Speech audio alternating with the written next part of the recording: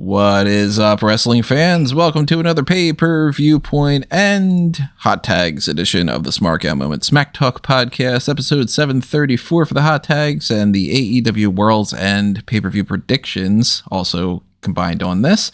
I'm your host, as always, Tony Mango, joined as always by Callum Wiggins. Is this loud enough? Rob D. Felice. I'm also here. Thank you. Hopefully the audio is good. Nothing's changed, but XOY had left a comment on a recent episode of the awards about having the audio issues. Everything seems clear to me when I'm doing the processing and stuff. I don't know if there are audio issues with Rob and Callum or some kind of weird tweaks going on or something. You let me know and I'll try to figure that out. But there's no way for me to know unless you guys tell me. So keep all that in mind, and keep in mind too that as we go along here, we give you our pay-per-view predictions and we talk about the minimal amount of hot tags that we're going on for this week. Perfectly honest, I don't really feel like talking about a whole lot of extra topics. I'm enjoying not doing as much pro wrestling content. It's kind of, the more I don't watch, the more I don't do, the more I'm like, I don't know if I really want to do that more. But just saying, as somebody who started on that path and then is where he is today, you might want to listen to your mind on that one.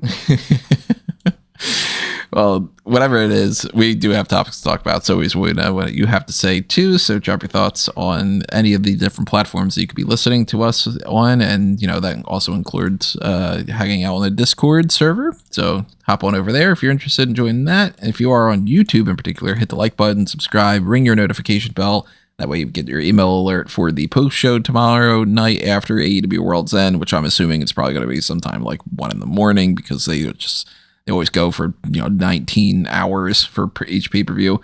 So it's supposed to start with a pre-show at 7, and then the main show will be from 8 o'clock onward. But there's like 13 matches on this show, so probably midnight or whatever. But if you have your email alert set up, then you know for sure when this channel goes live. So keep that in mind. Also, if you want to help support us, maybe you want to, toss a little spare change our way as a little thank you for the end of the year, or Christmas gift or something along those lines. The different tiers that you have on Patreon and the YouTube channel membership are the best ways to do that. But you could also just click on that thanks button, or you can pick up some merchandise on Redbubble and TeePublic if you're more inclined to do that. So hot tag wise, I guess we can knock out the hot tags first because I don't really have a whole lot of things to talk about on that front. And admittedly, that's partially because I just haven't been paying a whole lot of attention. And it's also partially because it's a slow news week when it comes to pre-taped episodes and people just taking the holidays off and all. So there's not a lot to break down that I've seen. And a lot of the things are things that aren't really worth talking about anyway. I do see some stories that are, quick mention here and there or whatever. WWE is going to do some kind of tie-in with Stranger Things for the January 5th episode, but it seems like it's just a marketing thing. Basically just, hey, remember everybody, Stranger Things is really popular and WWE, can you watch it?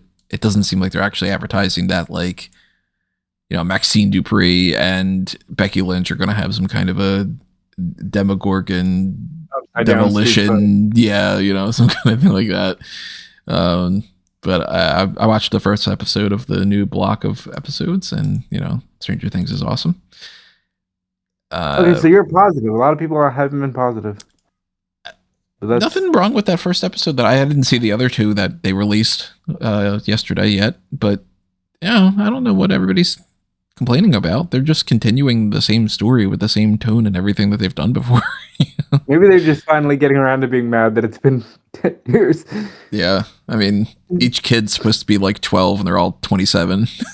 I did make fun of we were watching it, and Will at some point, and like towards the very beginning of the episode, this isn't a spoiler or anything, but he's like, the kids, whatever. And I'm like, oh yeah, 13 or 14-year-old Will is like, we gotta save the kids. His balls dropped a while ago. Let's see. One of the hot tags to talk about, though, is that the commentary teams are going to switch up again. So when they come back for these new episodes, we're going to get the switch of Joe Tessitore and Wade Barrett going over to SmackDown, and then Michael Cole and Corey Graves going over to Monday Night Raw. which What do really they do, doesn't though? change much. I guess it's based off of Tessitore. Some kind of like, does he do college football or does he do something else? I think it's college football, where it's sort of the Pat McAfee thing of I've got to deal with another thing, and now that season's starting, I can only do the opposite show, so they just switch everybody around, which is like, all right, that's fine. Yeah. But it doesn't seem like they're switching anybody other than just swapping the nights. So, Cole and Graves move over to Monday, and then Tessitore and Barrett go to Friday instead. And everything. I was so sure that meant McAfee, but okay. Yeah. Nah, it doesn't seem like there's anything, at least there's nothing that I've come across about McAfee returning anytime soon. So I'm assuming that they kind of have reached a point where they're like, maybe we'll bring him in for some guest spots and stuff. He won't be back for Rumble because Rumble's in Saudi probably, so he'll be back for a Chamber or whatever. Like, when was he last on commentary? Was it after? Did he commentate after Gunther beat the shit out of him? I don't know for sure. Let me see if there's any information on this. I don't remember him really being a part of the commentary this year. I think it's just that we're also so checked out, though. It could be that. It could be just one of those topics that's really like, who's paying that much attention. According to this, the last episode that he was on was June 9th for Raw. Yeah, so that was after. Yeah. That was definitely after the Gunther match. I don't know. Maybe he'll end up popping up more in the summer. I am fine with him not being a regular on the commentary team. The benefits of having him have kind of already sort of tapped out, I think. And not that I think that like this duo set is like the absolute best of all time, having Graves and Cole and Tess and Barrett, but they're fine enough. They got the job down to enough of a science, and I'm fine with them just, revolving those guys, but still best the good old days of like JR and King back in the 90s and the fun of Bobby the Brain Heenan and all. You just said that, and I have a hot tag I want to bring up. Jerry Lawler has not ruled out one more match. He should. This is after suffering a third stroke, and this most recent stroke leaving him colorblind. Yeah, don't do that. It's not a good idea, King. If he did, he can't do that in WWE. That's for sure. He would do it in Memphis, but like, yeah, don't do it. In theory, 50 years is enough. Yeah, in theory, though, who should his last match be against?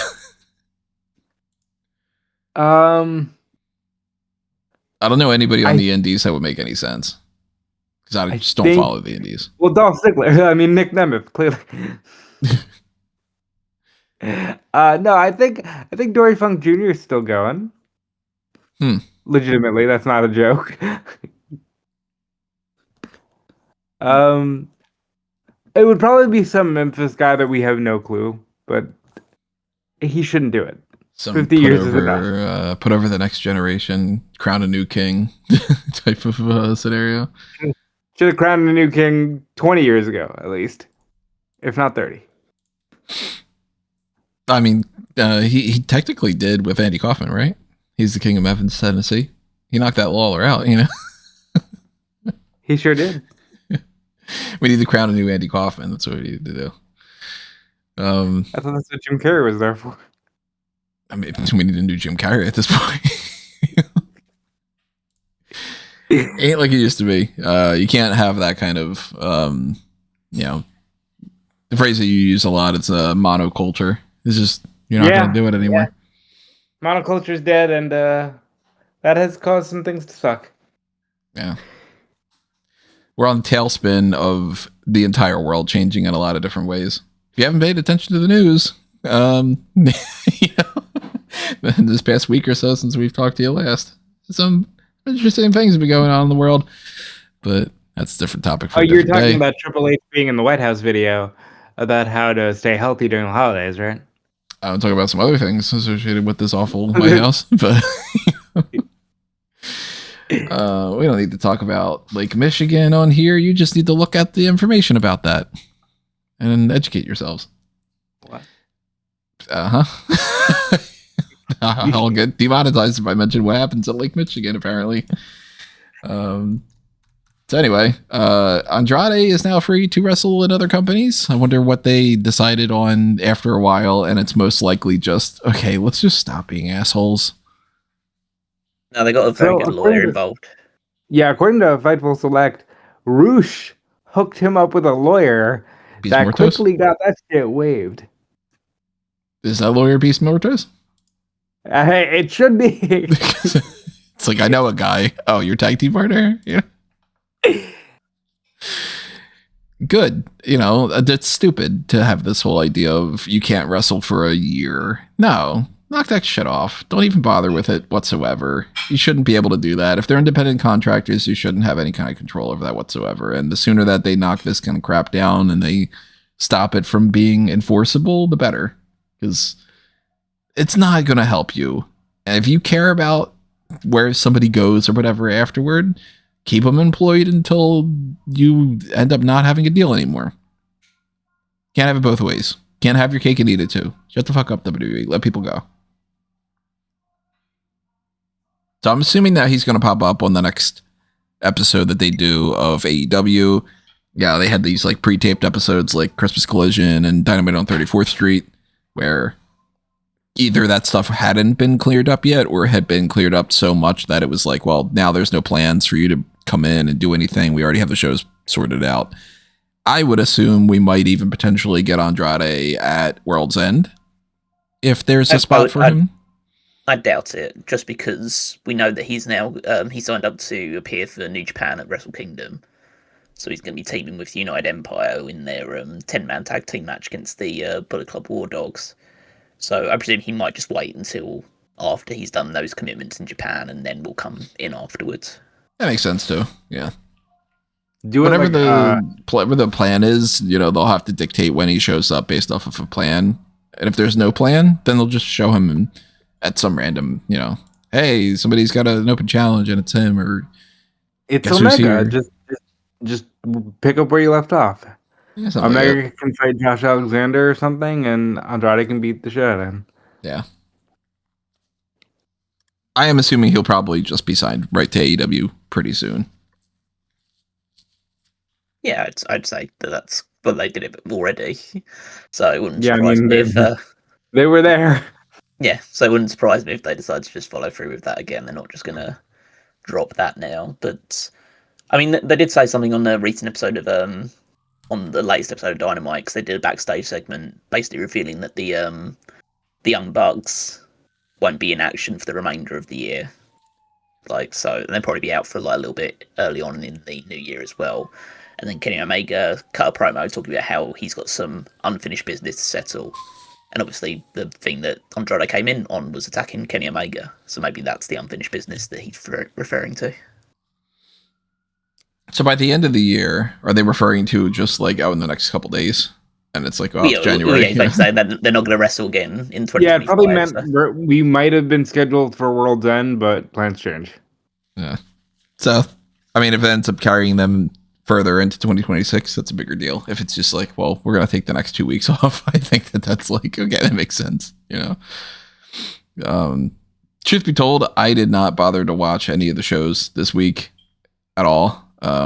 All the pre-tape things that made that so much easier, where it's like, I know the gist of what's happening and I don't feel like I need to see anything. So if they did have some sort of, we're going to add an extra little backstage segment or something like that, I'm completely unaware of it.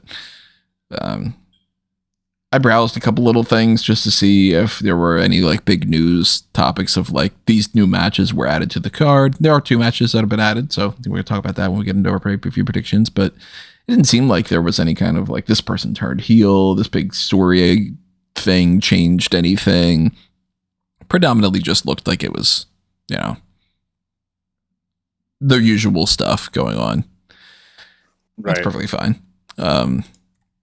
I did enjoy like both shows. I watched them. It's I thought that they decided to play going into the final collision, where it's basically all pretty much every match apart from one was all Continental Classic matches, because they just did all 6 of the final matches on that collision, which ended up going about 2.5 hours instead of 2 hours instead, because of all the matches that are available. They decided to go into, based on the Dynamite results, the Gold League standings was everyone was on 6 going into the final show. So okay, everyone's tied. So and then they figured it out the way they figured it out. But yeah, I'd say I thought both shows were good as they needed to be. But the only thing that maybe they didn't really put as much emphasis on was, funny enough, the main event of the Fatal 4 match. You only had Max have a squash match against someone and then got beaten down by Page and Strickland. Basically just came up and almost treated everything that Max said the previous week, or that little shtick that he did, and basically just called Max a bigger version of Diddy than he ever would be. By the way, that's super lame. Let's not do this. I'm not like insanely triggered by any of it, but it's just, like, it's lame. You know, if you're gonna have Hangman Page do a great job of calling it out as low-hanging fruit, don't have Hangman Page sit there and choke out MJF as Swerve goes for the same low-hanging fruit. Well, he's just like, having a go at. He's just like repaying the favor. It's not really going with, like, the way that he said it. Wasn't really just saying the low hanging fruit. It's basically just saying that of all the things that Max has done, he's more like that guy than I ever have been. So I think they said it in a tasteful enough way. But I'm good if, like, this is the end of it. Like, you know what I mean? Oh yeah, well, yeah. We'll just have the match and see what happens. What falls out of the match itself. Well, unless there's any other hot tags you guys have in mind, we can start getting into the World's End stuff too. Yeah, I think we're fine, because we can talk about Wrestle Kingdom stuff once it finalizes next week, because that's not until the following weekend. So yeah, I think we're all good. Yeah, so we currently welcome everyone to a new episode of Pay-Per-Viewpoint edition. Yeah, I switched the graphic over, and then look at that. Now that means donate twice. I don't know. No, just kidding. Right. Absolutely, it does. No, I mean, it's much easier for us to do a combo edition than to have set aside extra time to record and do a separate thing during, we weren't going to record on Christmas or something like that. But also just, I mean, even with the intro, this only came out to 18 minutes so far. So that would have been a very quick episode of tags. Just be like, not much going on. See you later, everybody. Yeah, but we got a pay-per-view to break down. We got 10 matches right now on the current lineup, and there is a chance that they will add more. It all sort of depends on if they want to add more to the pre-show more than anything else. Are they actually classifying this as Saturday Tailgate Brawl, or did they put it under 0 hour? 0 hour. That's so... Why are they bouncing around with this? The reason why is Tailgate Brawl is specifically for these events that are also being broadcast on TNT or TBS. Right, like if it's not a TNT, they fulfilled their commitments to TNT this week. Yeah, so there's no TV, so this is just going onto the YouTube and onto the other platforms that they show this, so it is technically a 0 hour instead. But what makes a 0 hour versus a buy-in? Because they still use buy-in very rarely. I don't think they use buy-in as much, or at least I don't think they have this year. Yeah, I can't recall them using it recently. But I know there's two separate things, because there's a kind of... They have 2 videos on, because there's one that is actually, I think that's probably more recently with the Tailgate Brawl stuff, because they have a 0 hour still existed, and 0 hours still went on at the same time as the Tailgate Brawl, but the 0 hours while the Tailgate Brawl was going on was literally just Renee Paquette and RJC and Jeff Jarrett just breaking down the matches and what was happening. So, according to their official YouTube channel, they haven't used the buy-in since June of 22. Yeah, it's been 0 hours since then. Because I'm looking at a page right now that's from May 25th, 2025, that says watch the buy-in for Double or Nothing. Is that them specifically saying that, or is that... That's all EliteWrestling.com. Okay, maybe someone got the wrong verbiage then on. Yeah, so they used it for Double or Nothing, which at least that's one of the many different gambling related things. So I guess maybe at this point now it's only a buy-in if it's Double or Nothing, yet any of the other gambling related things are not buy-ins and they're all 0 hours unless they're not 0 hours. Jesus Christ. Whatever the pre-show is, it's going to be an hour. At least seems, 7 o'clock start time most likely, and then they will probably not add more time on to that. So it'll probably just be a 0 hour as a 1 hour show. And right now there's only one match. They all start at 6:30, I believe. Oh, it's 6:30 now? Because last time I had checked, it was this was one of those things where certain companies, they upload this stuff like well enough in advance, and some companies wait too long. And last time I had looked to see what the start time was, it was listed as check out the World's End show, which will start at 8, and the thing said that the event starts at 7. Yeah, if you go on the thing right now, it says the event starts at 7 according to the YouTube thing starts at 7, yet the graphic and the title says it starts at 8, but 8's the actual show, not the pre-show, because for some reason you can't advertise the pre-show. I don't understand that at all. You should be like, main card starts at 8, pre-show starts at 7. And yet they, both WWE and AEW, never do that with any of their things. Hence why you have to check out things like Smark Moment, where I do the work for you and I tell you what it is. But it's an hour-long pre-show. Currently, right now listed. Maybe they changed their minds. And with 1 hour of a pre-show, maybe they do just have this one match. But I would be very shocked if they don't just add more. I think that the track record of Tony Khan adding 2 to 3 matches per pre-show is pretty much going to track. So most likely tomorrow, at some point in the afternoon, he's going to start tweeting out this tag team match, this 8-man tag, this 12-man tag, whatever is going to be added to the show. And we can't predict any of that until we know, and it's 2:45 in the afternoon on Friday, so we don't know that yet. All we know right now is Sisters of Sin are in tag team action against, is it Hyan or Hyan? Hyan, yeah. And Maya World? Maya World, yeah. I assume the Sisters of Sin are winning, but then again, like I said, I didn't watch any of the episodes this week, so maybe there's something that would allude to the opposite being the case. No, it'll be the Sisters of Sin will win this one. It's just a case of just getting Hyan and Maya World on a pre-show of a pay-per-view, just because they had a match with Harley Cameron and Will Nightingale on Collision. They lost, obviously, but had a decent showing. So it's just a case of, I think pretty much it's a case of give Sisters of Sin a win on a big show, so it can help push them towards another tag title opportunity in the future if they see fit to do that. And it also puts a middle finger up to Tegan Nox and Miranda Alizé and said, hey, this could have been you if you actually just did your job. Yeah, and I would be very surprised if the Sisters of Sin lost.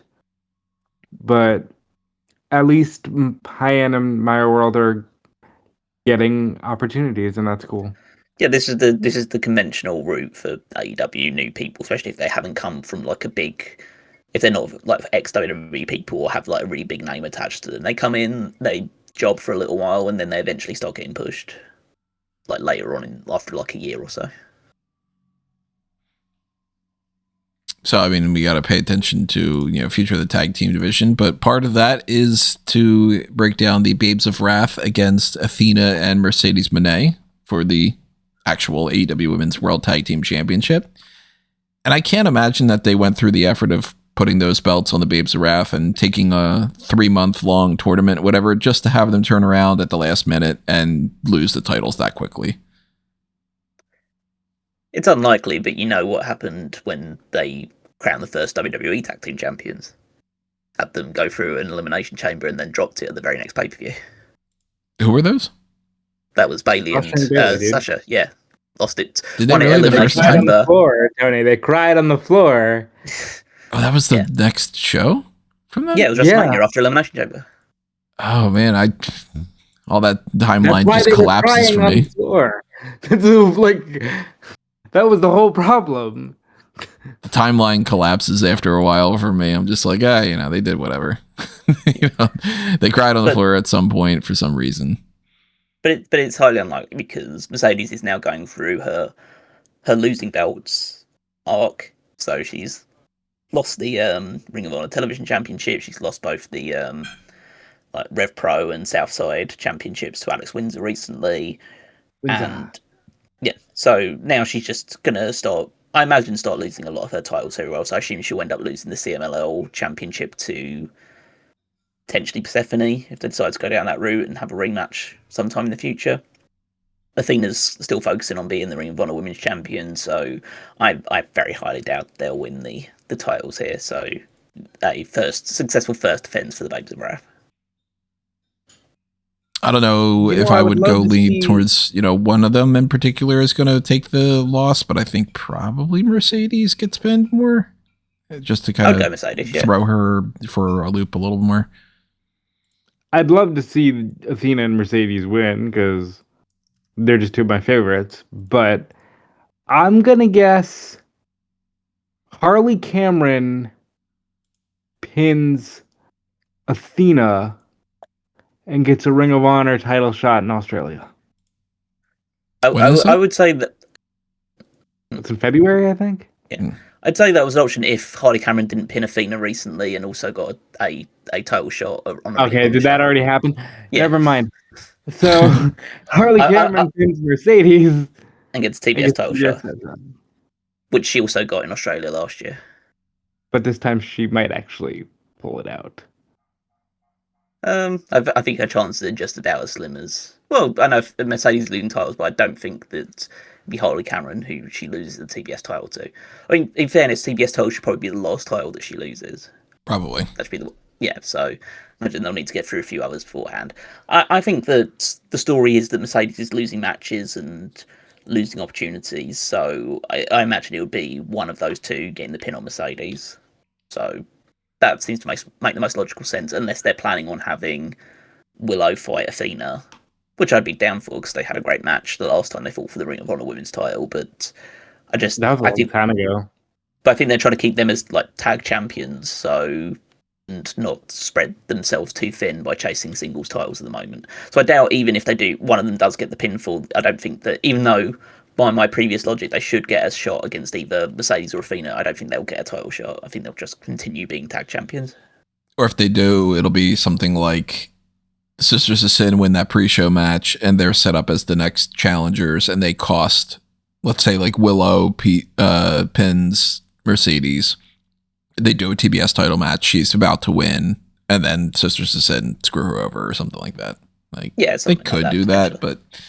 I think that the long and short of it is Babes of Wrath aren't losing those titles, or they shouldn't at the very least lose those titles yet.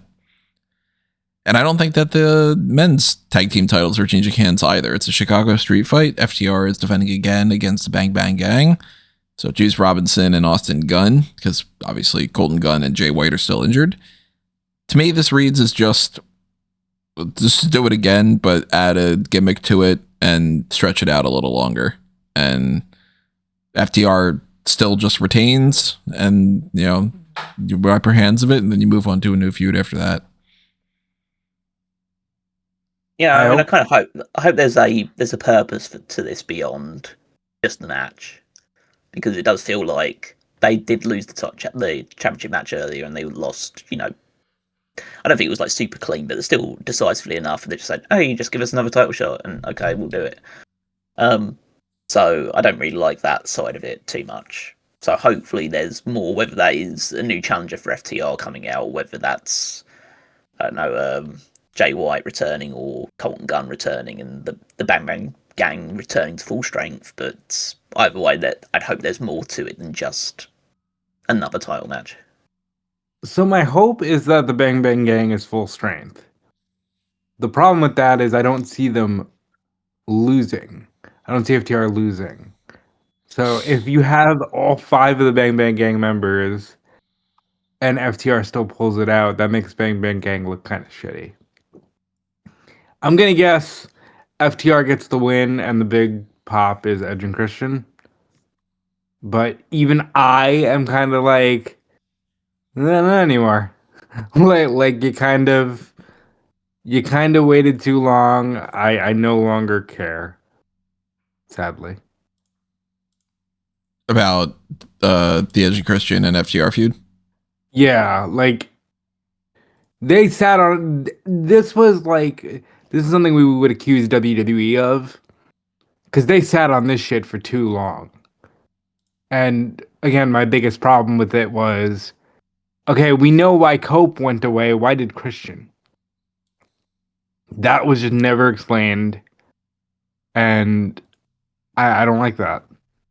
Yeah, it was just But I'm go gonna say find FTR yourself. And then they worked out everything together. And then he's like, yeah, by the way, I got to go film something. You should probably fuck off too. It really didn't make a whole lot of sense.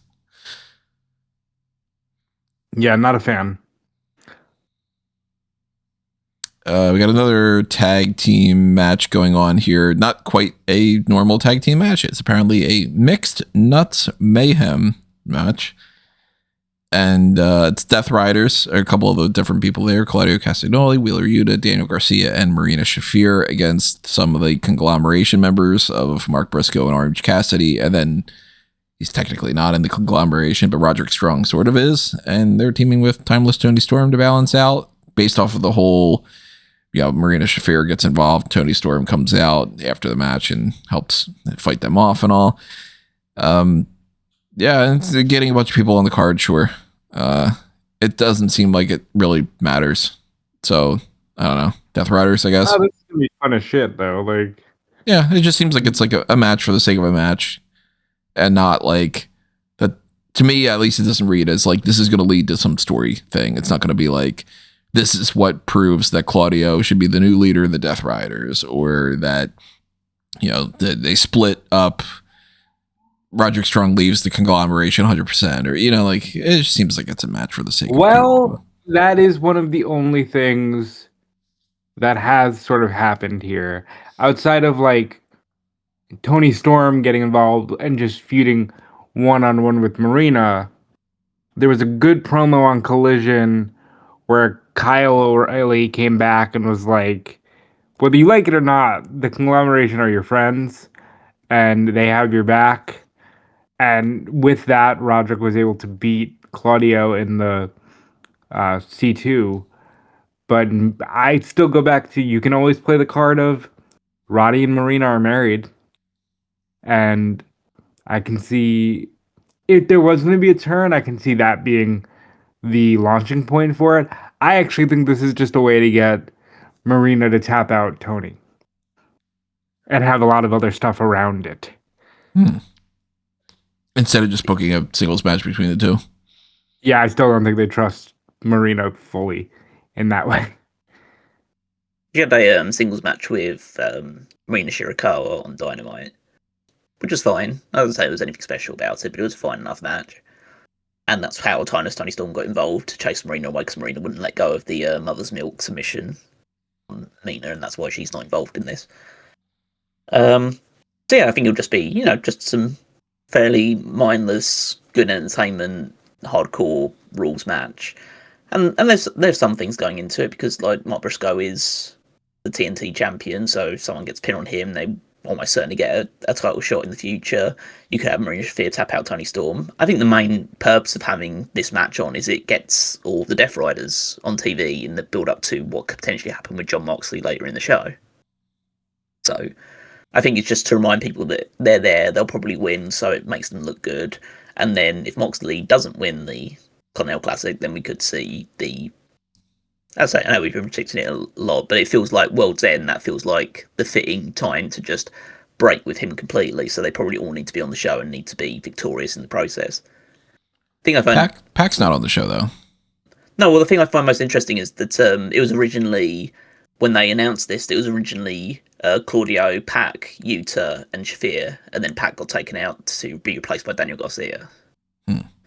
So I don't know whether that's like an injury or that Pac's gone back to the UK for a bit to get things sorted. I don't know one way or the other, but Garcia's in place instead. So we don't know if Pac won't be on the show. He could be in one of the 0 hour matches. Yeah, they could always just throw him into another thing and be like, it's Pac against Tomohiro Ishii for nothing, or no Because there's a reason. big Death Riders presence on this, because they've got all those people in the match. Obviously, Pac isn't booked yet, but he could be, and then they've got Gabe Kidd as well. So pretty much all the Death Riders are on the show. Yeah, Gabe Kidd, for anybody that's curious, is facing Darby Allin. They did a thing where he challenged him to a match, pushed him down flight of stairs, that kind of thing. Flip a coin on this as far as I'm concerned. Like, I could see them giving a win to Gabe Kidd. I could see them giving a win to Darby Allin. Again, it's not for anything, so it really doesn't matter in the grand scheme of things as far as, like, this person needs to win to set up blank. I think it matters. I think it matters considerably. Darby is supposed to be the face of the Resistance. Gabe Kidd started out this year being like, fuck AEW, I will never be AEW, and has done a lot with AEW this year, and I wouldn't hate him getting a graphic. I don't think he will here, that's not what I'm saying, but he could, and it is flip a coin, but I wouldn't say it doesn't matter, and I'm gonna guess Darby gets a win to make up for maybe the fact that he would have eventually faced Mox in the C2.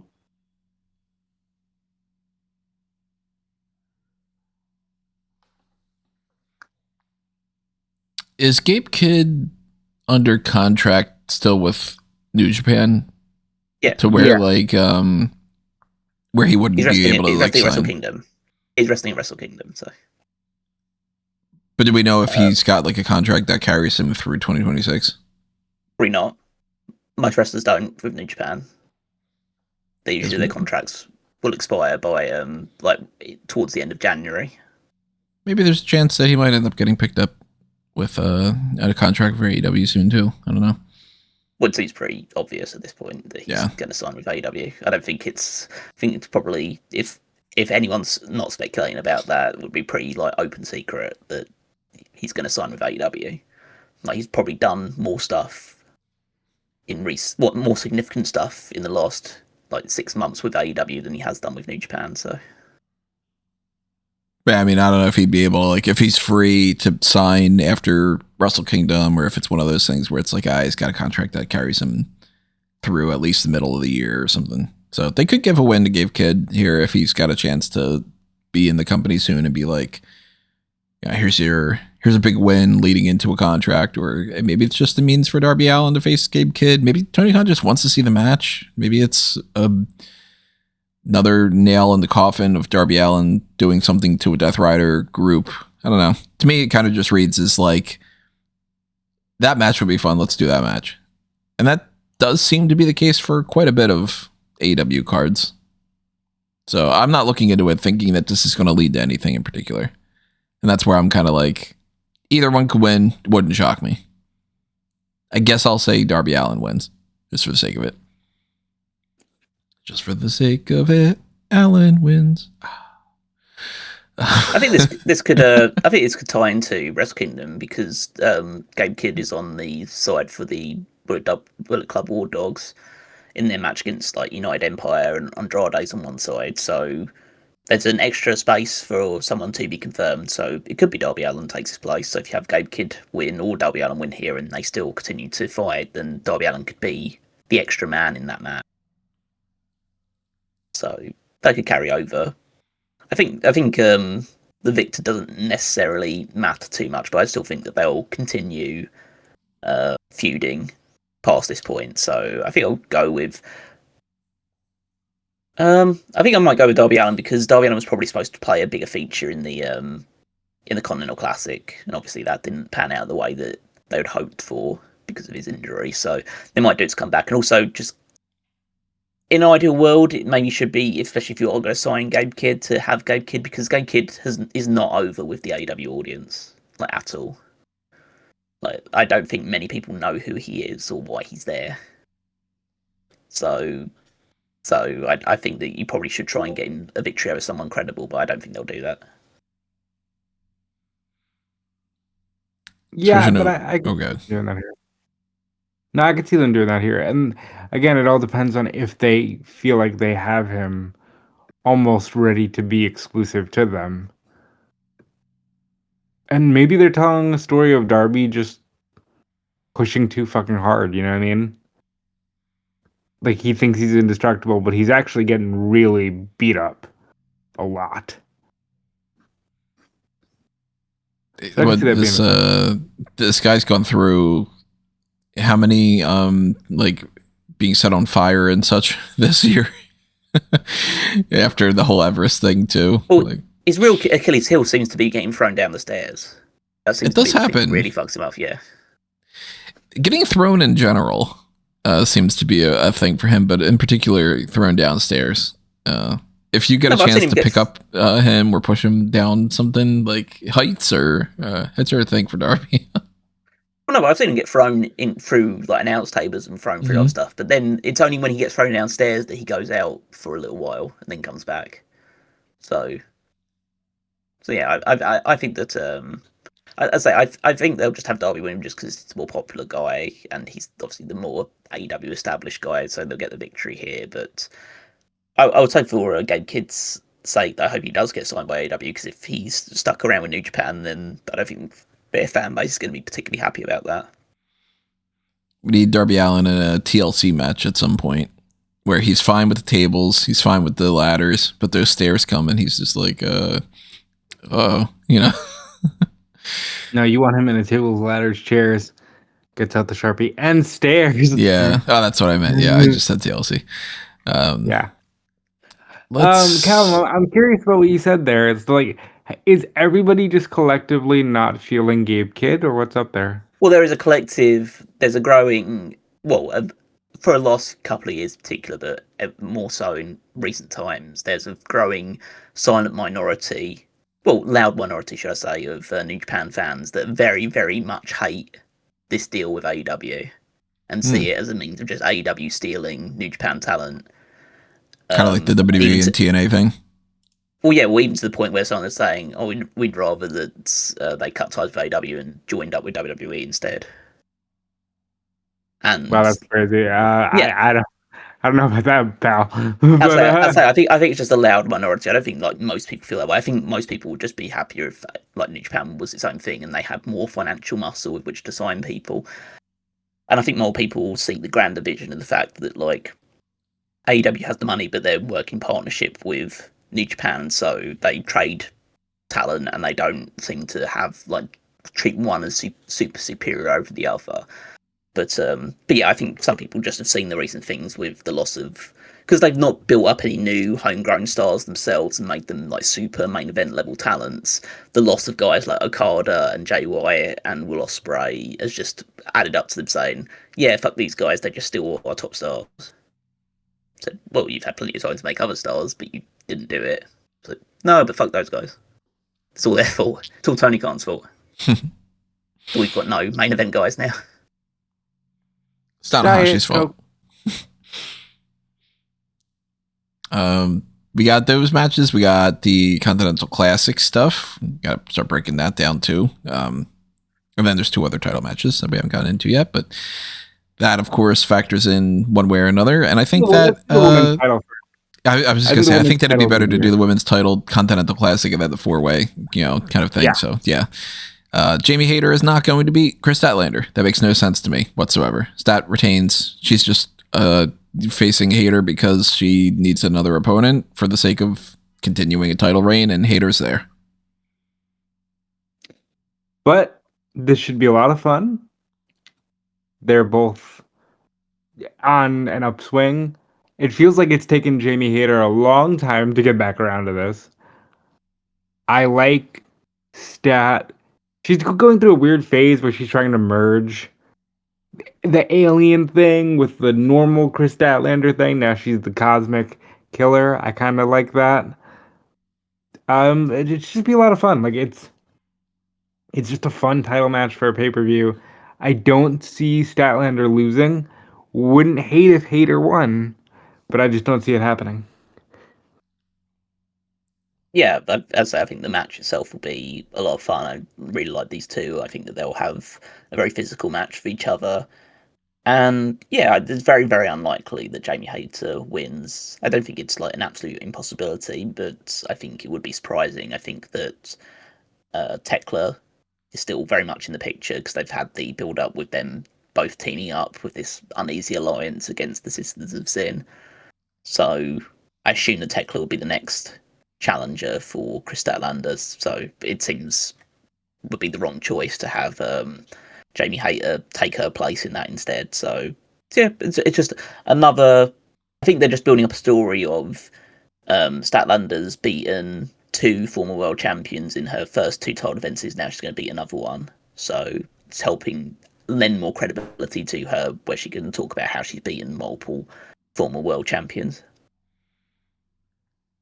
And then we got our Continental Classic, which leads, of course, into, some title stuff going on and whatever. Now, some of the title stuff has nothing to do with that. Some of it could be sort of involved. It's kind of, we're in a weird situation right now where titles are kind of all over the place.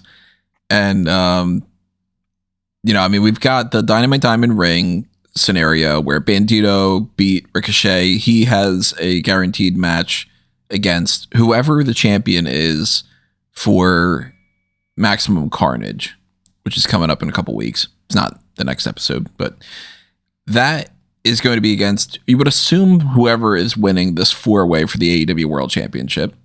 There's a chance that, of course, somebody could win this match and then drop the title in the meantime, but it's highly unlikely.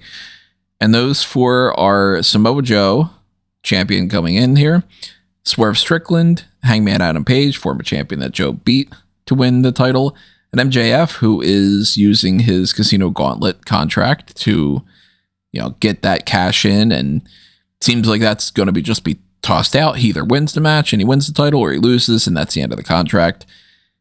I am sort of all over the place here when it comes to this, because I can't quite see a scenario where Swerve wins.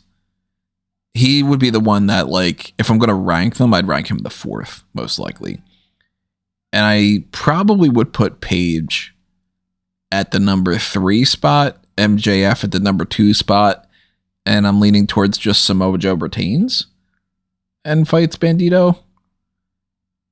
But, maybe there is something in this MJF thing. And maybe there is a reason why they're bringing him back for that. I don't think so. I just go with Joe. And then I think that in the grand scheme of things, a lot of the belts going on right now are sort of just messy. And we're going to talk about that with the Continental Classic for sure. But I don't think that Bandito winning the Dynamite Diamond Ring is anything other than Tony Khan likes Bandito. And we saw him for the past year hold 2 championships at different points. He is still currently the ROH World Champion, so I don't think he's going to win that, carry that, and win the Diamond Ring, and win the World Championship for AEW either. So I think in the grand scheme, a month from now, we're still just looking at Samoa Joe's champion, and nothing's changed. Bro, if MJF doesn't win this match, I think AEW should stop doing any form of executing contracts whatsoever, because that would be the second male winner to look like a bitch by cashing in this contract, which should guarantee them some kind of advantage. Not to mention that Athena also just cashed in and lost. Max really should win here. I can see anybody of the 4 winning, because these are all 4 strong people, and you can make an argument. Swerve is one of the face of the company. Hangman is the face of the company. Joe's an absolute legend that Tony Khan loves. But Max should probably win here. He really should. And I think Bandito winning the ring says that he should at least be fighting either Joe or Max. And it being the Dynamite Diamond Ring lets me think, well, Max is just going to get Bandito to put it on the line, and then Max is getting his ring back, because it's such a pivotal point of his career too. But the more I think about it, especially as you were just kind of tossing it out there, Joe's just going to win.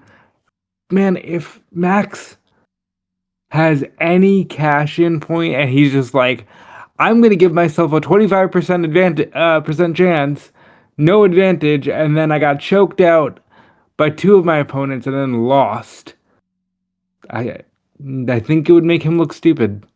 So I'm going to go Max wins. He looks stupid by doing this as it is, because if you go with the actual logic behind this, he needs what, a week in advance? I think that's what they had said before.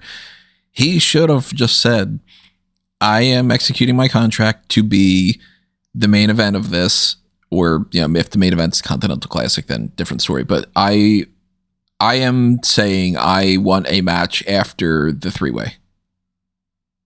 That would make the most sense. Then the 3 of them beat the crap out of each other. Whoever wins is spent because they wrestled an entire match, and he goes in there perfectly clean. We know that, like, as the logic dictates, it's not the smartest decision to take, but he has explained why he's decided to do this, which is a very like un-MJF thing. He wants to take all 3 of them because he wants to kill 3 birds with 1 stone. Yeah, and to as a means of getting it perfectly over the 3 guys that he absolutely hates for different reasons. For Swerve, for the recent feuds that he's had with him, with Age, obviously the year-long thing they've been having, and Joe, because Joe took the title from him 2 years ago at World's End, so he wants to be able to beat all 3 of them at once. So he has explained that reason. Also, I don't really get the whole he should have an advantage because he won a number 1 contenders match. His advantage is that then he would get to pick his day, and he decided to just do it here instead. Like, it's not like, does the winner of the Royal Rumble get an advantage in the title match at WrestleMania? No, they don't. He just won a number 1 contenders match, and so he gets a contract for it, and they don't do the cash-in thing anymore because that's stupid, and it should be just a WWE thing. So I'm with you there, but I just think he looks weak if he doesn't come through and win the title here. And I see no real reason to keep it on Joe. You know what I mean? I think it depends on what the follow-up is, because, like, I don't know whether I can... I don't know whether I'm just personally wouldn't be looking forward to another MJF title reign, because the last one ended so badly, and everyone was so sick of it by the time the last one ended, that him going on another title run might be a bit, like, difficult to stomach. But I guess the benefit is that if he was to go on the title run, then it's almost certain that the next point would be like a top baby face, like a I mean, it could be Page or Strickland. The likelihood is that if MJF was to win this one, he'd probably hold it until Allin, and then Ospreay would win. That's what I'm thinking. Getting it. Ospreay's getting it no matter what. So I just think MJF could drop it to Ospreay. But there's also many stops along that road. Yeah, and the issue is kind of like, what do you do with MJ? Not MJF, but what do you do with Swerve and Hangman until then? Really, because they're 2 pivotal features as well, and they've both come back like in the main event scene, and Hangman's only recently lost the title. So it wouldn't shock me if any of the guys won this match, because I feel like there's enough permutations and enough scenarios where any of them can hold the title for a little while longer, and not necessarily like hold it for forever, but could take it for another run. We've got until, like, it's 3 months until Revolution. Obviously, we've got the match with Bandido to come up with as well, but until then, it's not like another several months before Revolution, so a lot of things could change in that time. But I think that I probably will go with MJF because it does make the most sense based on his recent comeback and the fact that it should be a lock at this point that Ospreay will win the title at Wembley Stadium. So it needs to probably be a hated heel for him to beat to make it feel that much more memorable and exciting. Even though it'll probably be very predictable when he wins the Owen to get that opportunity in the first place. But and also when they lasted, well, when before that they've had like Swerve was a babyface when Bryan Danielson won the title, so it's not out of the question they couldn't have heel beat a Ospreay heel. Beat either, or Ospreay beat Strickland or Page for the title instead. Yeah. So I do think we're all in agreement here that, like, most likely either Samoa Joe carries the title and drops it to Ospreay, or something happens where Ospreay. No, Joe will have lost the title. Will not be carrying the title for another 7 months. Yeah, I'm saying, like, the next champion is either Ospreay or it's somebody and then Ospreay is what I'm getting at. Oh yeah, So It'll be it's somebody like- and somebody and then Ospreay, but there's no way it's going to be Joe for 7 months. yeah, Ospreay will be champion at the end of August. In July. Yeah. Yeah. Well, yeah. Well, it's August this year for. Okay, in August, Well, Ospreay will be champion. Right. So Yeah. it's like, do you want to somehow keep it on Joe for all that time, or do you want to drop it to somebody in the meantime? And if you do, when do you want to do that? When do you pull the trigger, and who do you have in the meantime? And I'm totally down for MJF winning this and being the next champion. I also just kind of go, I don't really see the point in Joe having won that title other than, and sometimes this is not the answer that I ever really apply to, but sometimes this is just quite literally the answer is maybe Tony Khan just was like, I don't know, that could be fun. And just decided to have Samoa Joe win the title for the meantime to be a transitional champion. I don't know. What it's good to do is shake up one every now and again because it makes other matches unpredictable because no one thought that Joe was going to win that match going into. So to have Joe win it means that, every title match could be something that we don't expect, even if it feels like an absolute lock. It's like, well, everyone thought that Joe winning was a lock, and everyone thought that Hangman beating Joe was a lock, but it didn't happen. So I think you do need to have those surprising, not so much like shocking ones, like because it wasn't out of the question that Joe would win, but ones that you're not expecting, just to say, okay, this can happen. And there's a lot of people that would do the whole thing where they immediately start booking champions as being an entire year, which you don't need to do for every single championship. So it doesn't need to be that Paige beat Ospreay to get the shot at Moxley and then beats Moxley at Allin and then has to carry that title for an entire year and drop it to Ospreay. That does not need to be the case for every single title reign. So if it's decided that it's going to go to Joe, and then it's going to go to MJF, and then it's going to go to Paige, and then it's going to go to Ospreay, or it's going to be some other kind of scenario. It's Joe to MJF to Ospreay, or Joe keeps it and drops it to, I don't know, maybe he drops it to Bandito for all we know. But I'm going to err on the side of, since I don't know, I usually just go with champion retains. And I think that I'm going to go with Joe on this one, even though if the title changes hands, I think it'll change hands for MJF. I would go so far. I think MJF is going to win, but I would say if Joe does win the title, I would be strongly suggesting that Bandito wins the title from Joe. And that definitely could happen, for all we know. Yeah. So yeah, we look at that environment. So there's a very good chance that we, like, in very early in January, there's 5 different guys that could be championed. Obviously not like consecutively, but any one of these 4 guys can win it, and Bandito could win it early in January if it's Joe. I don't think if it's any of the other guys, then Bandito wins. But if Joe's still champion, then Bandito definitely has a chance. So even they go down that route just for that reason, so it makes it feel more likely. Because Joe feels more, as strange as it is, because he's like such a dominant force as a character, but he's the most vulnerable out of all 3 of them to lose the title to Bandito. So. And he's still holding another championship too. The Ops are still the trios champions. So, you know, it's not like if he loses this belt that he just becomes completely irrelevant. Maybe Hook turns and helps MJF win, and that's the big surprise all along, that he wasn't actually with the Ops, he was just helping MJF. He was a quadruple agent. Yeah, and the whole thing of the whole story of AEW is that Hook is the kingmaker, and like that's the whole. He is the big character. He's the main character of AEW now. But yeah, I think MJF will probably win. Just seems to make the most sense out of the options and what things could happen going forward.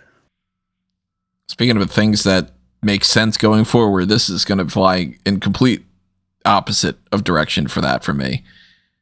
The Continental Classic semifinals are Kyle Fletcher against Jon Moxley and Kazuchika Okada against Konosuke Takeshita. And that's what I called. I do not understand how you're doing Okada Takeshita in the semifinal. I like it better that way. I hate it. I think that this is either one of 2 scenarios in my mind. And I'm going to repeat things that I've been saying about this whole... Actually, what I've been saying since the beginning of the Continental Classic, because I didn't even like it when they did that to begin with, and they had the whole Eddie Kingston Triple Crown, and then you're going to create another championship, and he's got 3 separate belts and all that. I hate double champion wins it, winner takes all, and then it's unified, but it's not unified, and then we just figure it out later types of scenarios, and it keeps happening. And I think even more so, this is just one of those like failed opportunities. Here's what I think is going to happen, not what I think should happen. Fletcher beats Moxley. Okada loses to Takeshita. And Okada is so mad that Takeshita has just ruled Okada out of the mix. Because remember, if he doesn't win this whole tournament, he is no longer the Continental Champion, which means by facto that he is not the unified champion anymore, and he defaults to just being the international champion. I think after Takeshita beats Okada, it's Takeshita and Fletcher in the finals, and Don Callis either orders this to happen, or this is just what happens by, proxy of. You're saying Okada interference, it can't happen because it's Continental. Can't happen. Yeah, it's a Continental title match. You can't have interference. I think that they still figure out a way to do it, which that's the stupidest thing about it all, is that it shouldn't have that, and that's kind of baked into the rules. But I still kind of think that they're going to do something stupid about it, and it'll be like, they figured out a way, or some kind of, they've never done Callis, that, whatever. so then there's no way they're going to do that. They do stupid shit like any company does, where they do interference in steel cage matches, which is bullshit. But they're not going to have interference in a. I don't know. I think that they are just as guilty as been making stupid mistakes like that as anybody else, and I'm worried that that's the plan. Devil's advocate. The only way you do this within context of the rules, Okada has to jump Takeshita immediately after the match, and then injure him or something. Takeshita has to come in hurt, and then Fletcher, eyeing the gold, has to go straight for the kill. Or it has to be like a backstage jump, or like something along those lines. That is too WWE. I think you can get away with it post-match, but I think a backstage assault is too WWE, for lack of a better term. I just can't see why you would do the big, most important match at the very semifinal thing and then have it be like, because if Okada beats Takeshita, then it's Okada against two heels that he wouldn't make as much sense to be going up against. Because if it's Okada Moxley, why is that the finals? And if it's Okada Fletcher, why are those two going to have an issue against each other when it's Okada and Takeshita? That's not the story. They're 1-1. That's where you get into. They're 1-1 in the Continental Classic. But then you start getting into just, I'm not booking this as a story. I'm booking this as just purely, because it is being booked as just purely just sport for the sake of it, and there's no actual story. And that I think is what the Continental Classic is. That's the tournament. It's a tournament. That's what it's being booked as. As pure wrestling can be. That to me, I think, is a mistake. People's nipples and testicles. I think this is going to end with Fletcher leaving with the championship, and I think that him dropping the TNT title is being sort of undone with him becoming the new Continental Champion instead, and then it being like, Don Callis is okay with this and whatever and all that, and it's Takeshita turning babyface and all. And I just think that this is such a mistake, because I think that doing the match that matters the most in the semifinals kills the final more so. So I disagree with you. I ended up liking the idea of them being in the semifinals because I'd rather them be fresh, going 1-on-1. And then whatever happens there, happens there. I do think Okada will win, because I do think the money is in, okay, Okada gets his win over Takeshita, he's a cheeky little bastard, and now Okada has to defend his throne as the most winningest tournament wrestler of all time against either Kyle Fletcher, who I do believe he's 1-1 with. I might be wrong. 2-0. 2-0. So Fletcher's, even more of a reason Okada's for never beaten Fletcher, yeah. Even more of a reason for that match, or what I think will happen here, which is it's Okada Moxley. Yeah, it'll be Okada Moxley. I think. And that match has never happened. That match has never happened one-on-one. And I think the reason why it's going to be Okada and Moxley beyond that is that they are very, very heavily pushing a John Moxley babyface turn. Like, big time. Like, he's talking about how much he loves the competition of the Continental Classic, how it's given him his passion back for wrestling, how it's like the whole reason the Death Rider started in the first place because he didn't think that there was people who wanted it enough, and the Continental Classic has been reminding him that there are people that want it and will push people hard enough. So I think that he's going to go into that match with Fletcher as the babyface, and he's going to go into the match with Okada as a babyface, and then he's going to lose against Okada. Okada will win and still keep his Continental Championship and still be the Unified Champion as a result. And then the Death Riders will come out to destroy Moxley and kick him out of the group. So a couple things there. First of all, I refuse to comment or predict any such thing until it happens. Oh, that's fair. Yeah. And second of all, I want Okada to lose, if only because I'm on this podcast and I'd like to never have to talk about the Unified Championship ever again. That's a whole thing of why do we then have the international and the national? Well, Rob, you just have to join me and just tune Tony out because like he's the only person in the world that cares about this stuff. So it's like I'm the only sane person. This is definitively one of those things where I will stand on my ground. If we have a Continental Champion that was birthed out of a Triple Crown, that wasn't a Triple Crown, that became a separate thing that's defended every year, and you put the title on the line, you do this, and then you make it an international thing that's already renamed, and then you make it a unified title, then a couple months later they lose that title, and then they switch it over and it's not unified, and then there's an international and a national. I will definitively say there is no opinion here. That's fucking dumb. To have an international and a national champion and do all this nonsense with the Continental thing. You can like the belt design. If you don't, like, I don't like the unified title design or whatever, you can like it, blah, blah, blah. It is dumb to have your championships have an international and a national and a world and all that. It's just dumb. He could have named it anything else. And he could have not had the unified title. He could have not had 3 Okada pictures up on the roster page.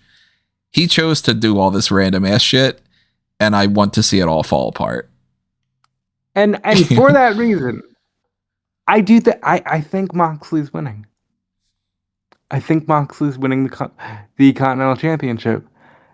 If we think about it like this, it's almost the antithesis of what Moxley's been doing for the last 2 years. This would mean no interference in his matches. This would mean he has to go back to standing on his own, and then maybe the swerve is Moxley decides he doesn't need them. I think Moxley's winning. I'm gonna go ahead and say my final prediction is Moxley beats Fletcher, Okada beats Takeshita, and then Moxley beats Okada and wins the Continental Championship. If Moxley beats Fletcher, my whole thing falls apart because I'm assuming Fletcher wins the title. And then I'm going to have to be like, okay, well, now I don't know what happens. But I'm currently going with Fletcher walks out with the title. I say there's only 2 routes. There's 2 routes, which is it's either Fletcher and Takeshita, and they could play into the whole fact that they're the kind of the besties of the group. You've got like them as like Protesta or whatever their tag team name is, and then Fletcher's the one that either cheats to win or takes advantage of the opportunity and wins it. Probably like maybe low blows to Takeshita towards the end just to while the referee's distracted as a means of getting the victory to just cut ties with them, or maybe like he knows that Callis has left like the screwdriver somewhere that he can use when the referee's distracted, or like just has his back turned. And so I see it that route, and then Fletcher wins, or I think it's Okada versus Moxley and Okada wins. They're the only 2 scenarios I see. I don't see Okada facing Fletcher. I don't see Moxley facing Takeshita. It'd have to be one of those 2 routes because it's the only way that you have a heel that you're definitively turning babyface against a definitive heel. Yeah, pretty much. So it's one of those two routes. I think that they're going to go the Okada Moxley route, and have Okada keep the titles, because I just think that they're not going to surrender the unified title just yet. They totally should. Well, we're going to find out tomorrow. And of course, I'll be doing the live coverage up on Smark Out Moment and on the Ring Report and on eWrestling News. So if you want to check out any of those that are happening there, my preference is, of course, my own website, but go ahead and do whichever you want. And then I'll be having the post show immediately following the pay-per-view tomorrow night on YouTube. And I don't know when that's going to start, because it all depends on when the pay-per-view ends, but I'm assuming it's somewhere around that midnight mark or so. If they're starting the main card at 8 and they've got 9 matches on that already, with the possibility that they might add some more, it's a very good likely chance that that is going to carry until 11 something or other. So get your email alerts and make sure that you get that notification when that does pop up. Join us for the live show for that. We'll roll into the next week and, talk about that in whatever fashion that we do. But I don't know what we're going to do necessarily for next week. I just have something written down as like, maybe we'll try to figure out something simple. Just do the one to watch. It's New Year's Eve. I mean, we could do the one to watch in December. Technically, we don't have to do it in January. And then we could do something else for January. We had talked last year about doing some kind of like an MVP thing, or like a Mount Rushmore of the year thing. And eventually we realized we watched less wrestling than ever. And and we also, when we were trying to figure that out last year, we realized, well, we kind of already do that with the awards. So we really would just be rehashing the same points. But if you have something else in mind, you got a brand new idea, or you've got something that you really want to request, let us know. Maybe we'll take that and actually roll with it. Maybe that'll spawn some other idea or something. If you're like, hey, if you guys want to do something simple, why don't you watch whatever for a fan announce table? I'd be down to do something like that. Top rope list or something, maybe. I don't know, we'll figure it out. So if you have any suggestions, drop them in the comments below. Drop all your other comments, your predictions for the pay-per-view, your thoughts on the hot tags and all that good stuff, and any of the other kind of topics that we can get into. Find out when we find out. But if you want to check out more things that are happening under A Mango Tree, you know where to find that. amangotree.com. That's their link tree list. So hop on over there. Check out the Fanboys Anonymous content that's going to be coming your way pretty soon. I had already pre-written some of that stuff up. So you'll have my Fanboys Fan Awards, where I break down all the movies that not all the movies that I've seen this year. If you don't know what the Fanboys Fans Award, the film awards are, it's essentially my own variation of the Oscars based off of just the movies that I've seen this year that came out this year. So, spoiler alert, big fan of The Life of Chuck, big fan of Sinners, big fan of Superman, that kind of stuff. Hated certain movies that I saw this year that I rip apart, like Mickey 17 was one of my absolute least favorite movies this year, and it was a huge disappointment that I went into thinking it was going to be great, and then ended up being like, oh my god, this is fucking terrible. Like there's some thoughts about who the best supporting actor was for this year in any of the movies that I saw, best visuals, etc., etc. And there's the 6 Flicks picks coming up at the beginning of the year too, if you want to know what movies I'm most interested in seeing this year. And then, other Smark Out Moment stuff you'll find there, and other my stuff. Find me at Tony Mango in most of those places, but make sure you're following Rob and Callum too. Yep, you can follow me everywhere at Dude Felice. And that's about all I have to promote as we end this year, but check out what Callum's got going on as well. You can follow me on Twitter and Blue Sky at Wigmeister14. Check out the Power Rankings every single Saturday over on smarkoutmoment.com, where I rank the WWE superstars based on their previous week's performances. And while you're over there, head on over to the Fantasy League, also at www.fantasyleague.com, where you can basically see the point standings and who's doing well as we head to the end of the year and closer towards the Royal Rumble, where the next big points will be scored. So, yeah, follow all that stuff along there. All right, everybody, that's the hot tags. That's the pay-per-view predictions for World's End. And we'll see you with the post-show tomorrow night. In the meantime, have some fun. Do whatever you're doing. Enjoy the rest of this holiday season and all. Let us know if you got anything interesting for Christmas in the comments below or anything like that. And we will see you next time. But for now, this has been another Smark Out Moment. And we are being counted out.